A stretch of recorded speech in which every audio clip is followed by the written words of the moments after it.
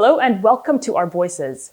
Imagine being jailed for simply doing your job. Sadly, countless journalists around the world face this very threat every day, and many still choose to report despite immense danger to themselves and their loved ones. Today, we're taking a closer look at those journalists and the critical information they provide. And we begin our program with a look at the last 4 years in the United States and the hostility between former U.S. President Donald Trump and much of the news media. As VOA's Jessica Jerry reports, press advocates are hoping for a reset. US journalists are working in an increasingly hostile environment, facing physical attacks and verbal assault from protesters and law enforcement. The pro-Trump mob that assaulted the US Capitol smashed equipment of an Associated Press crew. They charged and yelled epithets at journalists, assaulted crews and scrawled "Murder the Media" on the building's doors. Over the past 4 years, pipe bombs were sent to CNN. A gunman killed 5 people in the Capital Gazette newsroom in Annapolis, and the government spied on journalists covering the migrant caravans at the southwest border. It wasn't simply a matter of the president and his aides not liking coverage, which is normal, but they attacked true things in ways that were dangerous and posed physical threats to journalists. I called the fake news the enemy of the people, and they are. They are the enemy of the people. To anybody that would ask a nasty question That's like not that, a nasty. when you report fake news, which CNN does a lot, you are the enemy of the people. Trump and his supporters accused the media of treating him harshly and unfairly. Coverage of any president, really any leader, is by definition not going to, most of the time, be complimentary. That's not usually what makes news. So the scrutiny that Donald Trump got is true. Of course, there was a lot of scrutiny, but that is the job of the press. Critics say US support for press freedom has diminished on the international stage, where America has historically been a leader. One example is its widely criticised response to the killing of Washington Post correspondent Jamil Khashoggi in Saudi Arabia's Istanbul consulate. Suzanne Nossel of the human rights and free speech group PEN America spoke with VOA by phone. In the case of Jamil Khashoggi, they made quite clear that they were not going to let this butchering of a journalist interfere with their relationship with the Saudi government. She says organisations like hers lose leverage to free jailed journalists without support from the US government and its bilateral relations around the world. The State Department has applauded the courage and determination of independent media, and in statements condemned politically motivated persecutions, impunity and attacks, and the threats levelled at female journalists. The White House also had some success, including ongoing efforts to free Austin Tice, an American freelancer missing in Syria since 2012.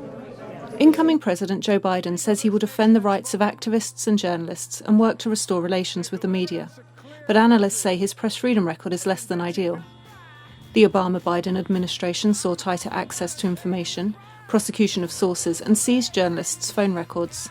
Those were very, very dangerous things, and things that we weren't used to seeing in the U.S. either. And those happened during the Obama-Biden administration. So definitely those of us who advocate for press freedom and access to information are watching warily for what will happen during the Biden-Harris administration. Advocates are pressing for toned-down rhetoric, more protections for media covering protests and unrest, and for the US to stand up for press freedom. Again, Suzanne Nossel, CEO of PEN America. The Biden administration needs to start speaking out on behalf of individual journalists around the world who are targeted. As the US enters a new presidency, journalists and rights groups will be pushing for press freedom to be a priority. Jessica Jerry, VOA News. Meanwhile, journalists in Britain say they are facing an increasingly hostile atmosphere with intimidation, physical assault, and online abuse now seen as routine and part of the job. Henry Ridgell reports from London. Britain's National Union of Journalists surveyed its members on their experiences of intimidation and abuse. More than 3/4 of respondents agreed that it has become normalised and seen as part of the job. Some 51% reported receiving abuse online, with women and ethnic minorities particularly targeted.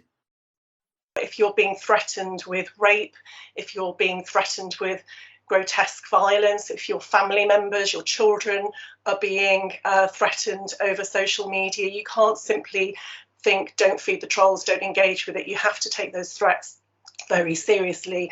And even if you weren't, the very fact that this content is appearing in your life, in your home, is incredibly unsettling, and it's affecting people's mental health and their well-being. 1 in 5 respondents said they had been physically attacked. Journalists in Northern Ireland reported increasing threats and assaults. The killing of 29-year-old Lyra McKee, who was shot dead as she reported on rioting in the city of Derry in 2019, underlined the ongoing dangers that journalists face in the region. Many respondents said that abuse and intimidation had worsened under the coronavirus pandemic, especially during public demonstrations and protests. Having their camera equipment targeted and damaged, and in some instances being physically assaulted. Many of those surveyed blamed politicians for stoking a hostile climate for media. Some of the rhetoric we've seen targeting the work of journalists, dismissing stories that don't meet with their approval as fake news, attacking so-called campaigning newspapers. It's made the climate, I feel, very much particularly challenging for people who are simply trying to do their jobs. The British government says it is considering new legislation requiring social media companies to take responsibility for threatening and abusive material on their platforms. Henry Ridgewell for VOA News, London. A journalist for VOA's Hausa language service was detained for 5 hours in December while on assignment near Port Harcourt, Nigeria. Grace Alheri Abdu was in Oyigbo, a town near the Rivers State capital, Port Harcourt, to cover a story about protests in Nigeria and to speak with business owners and families affected by violence. But instead, the veteran VOA journalist was held for 5 hours by Nigerian soldiers before being released without formal arrest or charge. She says soldiers accused her of lying and asked her to delete the images on her phone. Abdu, who is usually based in Washington, D.C., was in Nigeria to cover protests against police violence. Being detained by military was a first for Abdu, but she says the experience gave her the opportunity to speak with Nigerians about their lives. And as Jessica Jerry reports, the number of journalists jailed for their work hit a record high in 2020, with 274 imprisoned globally. The annual survey by press freedom organization Committee to Protect Journalists lists China, Turkey, and Egypt as the worst jailers. Unrest in Belarus and Ethiopia led to a surge in arrests, and protests in the U.S. resulted in an unprecedented number of arrests. As details of a deadly new virus emerged in China, local journalists took to social media to report on it. In response, Beijing jailed them. Similar crackdowns on coverage contributed to a record 274 journalists in jail globally in 2020, data by the Committee to Protect Journalists shows. It is the worst year on record for imprisonments, 274, because of primarily two reasons. One is the reaction to the global health pandemic, which has been met by the increased use of false news charges or fake news charges against journalists in retaliation for their independent reporting, and by a crackdown related to protests. The pandemic adds urgency to the calls for justice for those detained. At least 2 died of COVID-19 in custody, and the family of a third, Kyrgyz journalist Azimjon Askarov, believe he also died from the virus. In a global health pandemic like COVID-19, a prison sentence for journalism could amount to a death sentence for journalism because you can't socially distance. They don't have access to personal protective equipment. And of course, prisons are vectors of infections. The committee's data acts as a snapshot of journalists in jail on December 1st, but many more were detained, then freed in 2020.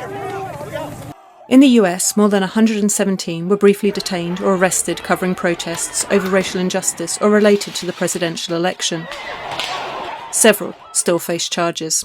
Protests have always been an incredibly dangerous place for journalists compared to other beats. And really, it began when George Floyd died May 25th in Minneapolis, Minnesota. By May 26th, we saw our first assault of a journalist covering national protests. And by May 29th, the first arrest of a journalist. In all of 2020, we've documented 117 journalists arrested or detained. Protests in Belarus led to an uptick in arrests, with 10 detained since the contested re-election of President Alexander Lukashenko. In Ethiopia, which more recently had shown signs of a more promising press freedom record, several were detained over coverage of unrest in the Tigray region. Does Belarus and Ethiopia really want to join China, Turkey, Egypt, Saudi Arabia on the list of countries that imprison journalists in retaliation for their work? I would certainly hope not. In a year when access to independent news is more important than ever, the record number of journalists detained for their reporting is a concerning trend. Jessica Jarit, VOA News. Thank you, Jessica, for your excellent reporting. And we have a lot more ahead, including a look at the challenges journalists are facing in Turkey.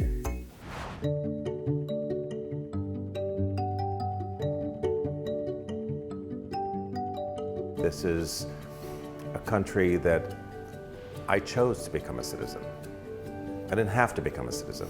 I chose to become a citizen. I feel like America gave me an opportunity to pursue my passion as an artist. I really believe that clean eating is a way to a more successful life, or a happier life, if you want to put it that way. One of the things that helps me wake up every morning is doing better, being better. We grew up poor, and so I'm always focused on helping the working class be able to have a more comfortable lifestyle. I'm passionate about doing justice every day. I oftentimes say that justice is a verb, not a noun. You know, I believe in action and moving the ball forward. Welcome back. You're with Our Voices, and we're focusing on press freedom. And we now take a closer look at Turkey, a country that has become one of the world's leading jailers of journalists, according to the Committee to Protect Journalists. VOA looks at 3 journalists who have been jailed, fined, or threatened for reporting the truth in their country.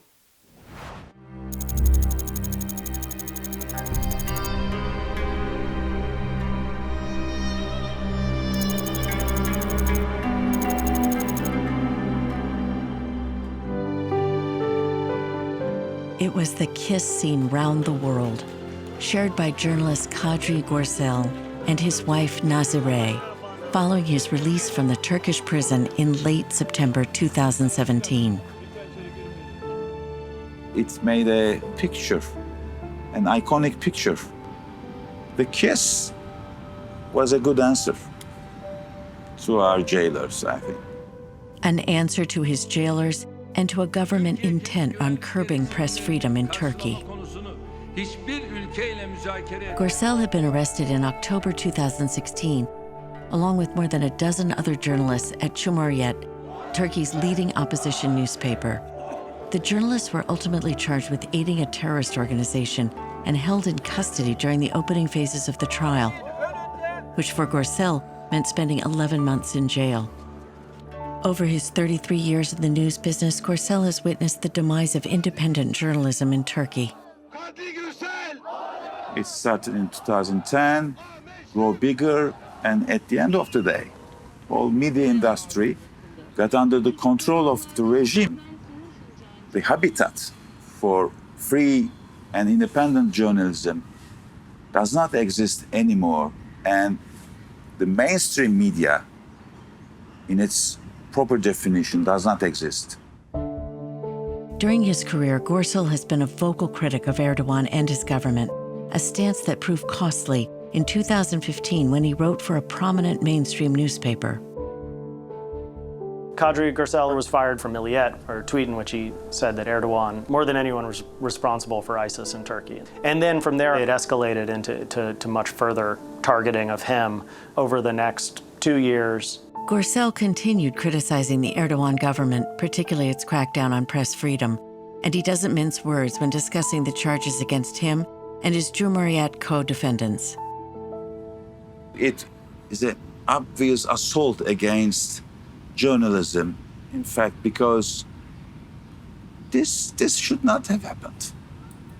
It is the end result of a case against Cumhuriyet, which was based on nothing. Journalistic activities were criminalized. A whole newspaper was criminalized. The trial became an opportunity for him to speak out against the government's repression. I had to use my voice because first and foremost, a journalist has to clearly declare that such accusations are only aimed at muzzling the press, suppressing the freedom of expression, and defending his or her own rights to be free is undeniable. The court's verdict was not surprising. Gorcel was sentenced to 2.5 years in prison. He's currently free while appealing the decision. The Cumhuriyet trial as a whole is an entirely bogus and outrageous trial where journalists for this liberal secularist newspaper were basically described as terrorists. And the sentences they got, Kadri included, were all about aiding terrorist organizations, but no evidence to support this outrageous charge that they were somehow connected with terrorist groups. With few media outlets available to him, Gorcel appears on the web-based TV site Mediascope, which offers him and other independent journalists a platform to continue speaking out. I express my views with the audience of Mediascope, which is a growing audience, as I am banned from appearing on TVs. It's a very good thing to make independent media exist in this hostile environment because this is where the new journalism in Turkey will thrive and will flourish again. For now, in this hostile environment, Gorcel continues making his case for press freedom. A journalist should defend journalism when journalism is under threat, and defending journalism means defending pluralism, freedom of expression, freedom of the press, and in sum, it means defending democracy.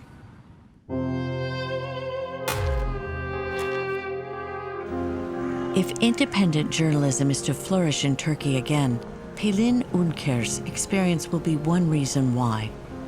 In November 2017, she was a journalist working for Cumhuriyet, reporting on the Paradise Papers investigation.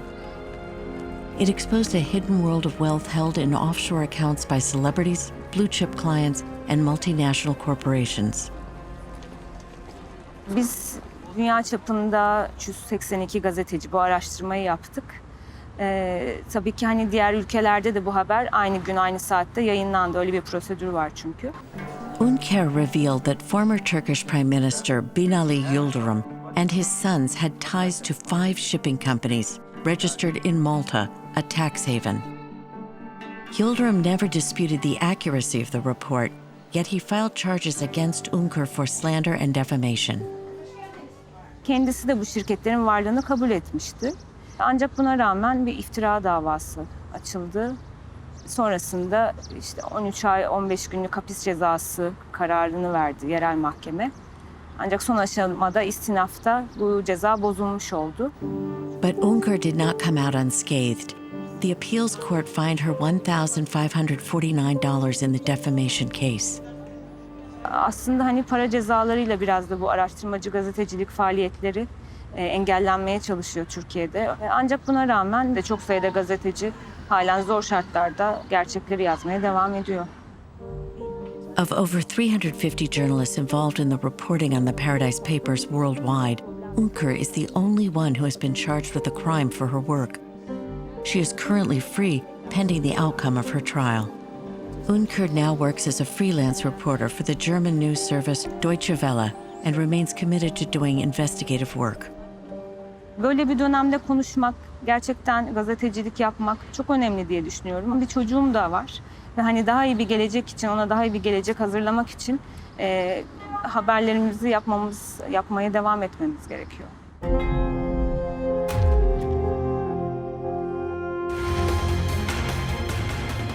One of Turkey's most recognized television journalists appears on the #1 network in the country. İyi akşamlar. Ben Fatih Portakal. Türkiye'nin en farklı ana haber bültenine hoş geldiniz sevgili izleyenler. Bugün Fatih Portakal anchors a daily news show on Fox Haber, part of conservative media baron Rupert Murdoch's powerful global media empire. Its news format resembles Fox TV in the U.S., But Fox Haber's focus is on Turkey. Burası Amerikan kanalı, evet. Ama biz Türk haberciler olarak burada çalışıyoruz. Ve bizim önceliğimiz ülkemiz. Kanalın evet para kazanması vesaire. Ama önceliğimiz kendi ülkemizdeki haberleri objektif bir şekilde yapabilmek. Ardından da dünyadaki haberleri zamanımız kalırsa paylaşmak. Portakal's success as a television journalist derives from his bold on-air personality. Portakal became very popular because he was irreverent, did a lot of asking questions of power. It's the actual questioning style, resonated with people and made him a very popular person to watch in the morning. And it didn't mean that those who watched him all agreed with him, but it was much more exciting to watch a journalist who actually does journalism in asking the questions. And that's why he found himself targeted. Many journalists in Turkey have been fined or jailed for the crime of insulting the president. But the outspoken Portakal has so far avoided being charged. Benim yaptığım burada diğer ana haber bültenlerinden farklı olarak ben konuşuyorum. Benim yaptığım bu. İnsanlar belki de bu hoşlarına gidiyor. Yani çok fazla konuşan bir insanın olmadığı, çok fazla yazan insan olmadığı bir ülkede ben bu insanların belki de duygularına tercümanlık yapıyorum. Erdogan is aware of Portakal.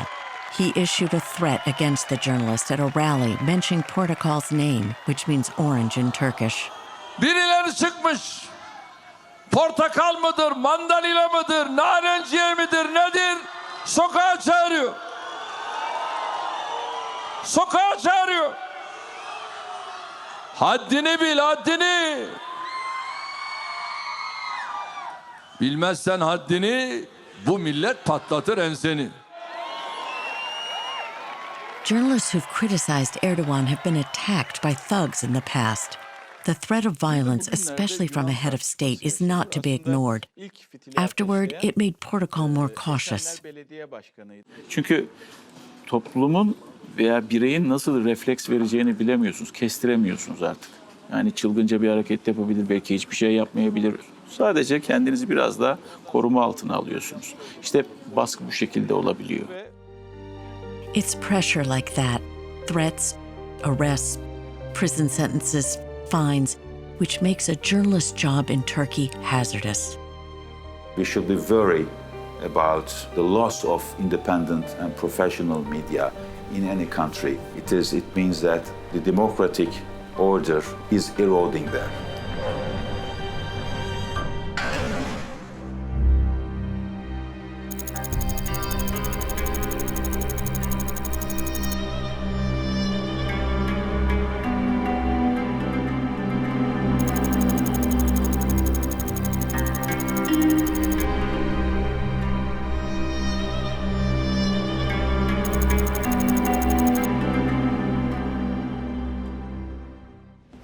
Fascinating look there. Well, after the break, we go to Egypt and meet a brave journalist who is reporting the truth amid threats and intimidation.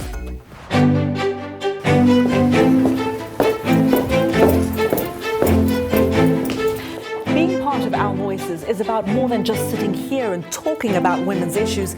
It's about listening to them. And bringing their opinions to the table and making sure their voices are heard. Because our lived experiences, our stories, and our voices will help shape the next generation.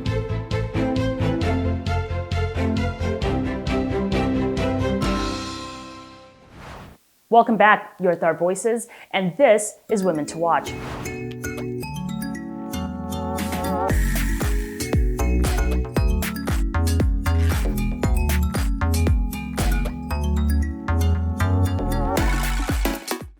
Egyptian journalist Salafa Magdi has been imprisoned, interrogated, and arbitrarily detained for doing her job. The multimedia journalist has written about women's rights, sexual harassment, and the uprising in Egypt. Egypt's security forces accuse Ms. Magdi of terrorism-related charges, but Amnesty International called them unfounded and trumped up. Her courage was recognized by the International Women's Media Foundation, who shared this profile. Salafa Magdi was just doing her job as a multimedia journalist based in Cairo and an expert in mobile journalism. Salafa went into the streets every day, to talk to her fellow citizens and report on issues important to her viewers. It was not easy in this political climate. Since President Sisi's ascent to power in 2013, attacks on the media and on journalists themselves have soared. Last year saw the first large anti-regime protests since the events of 2011, but the repression continues. Authorities have imprisoned and prosecuted thousands of protesters, and currently there are at least 26 journalists in prison. That number now includes Solafa Magdi, who was unjustly imprisoned in November of 2019 for allegedly publishing false news and belonging to a terrorist group. While the world's attention has been on the global pandemic, U.S. elections, and countless other major stories, Solafa has been languishing in jail because of her reporting. Solafa's passion is journalism. She founded a school to train young women in journalism and mobile reporting, and her interest in human rights extended to reporting on efforts to eradicate poverty and reduce plastic waste. Honored by the United Nations, Solafa had a bright future. Solafa and her husband have been in a limbo of pretrial detention. In August of this year, Solafa and her husband were accused on more trumped-up charges. The daily mistreatment and horrific conditions, all during a global pandemic, continue unabated. With no trial date set for these charges, Solafa must wait.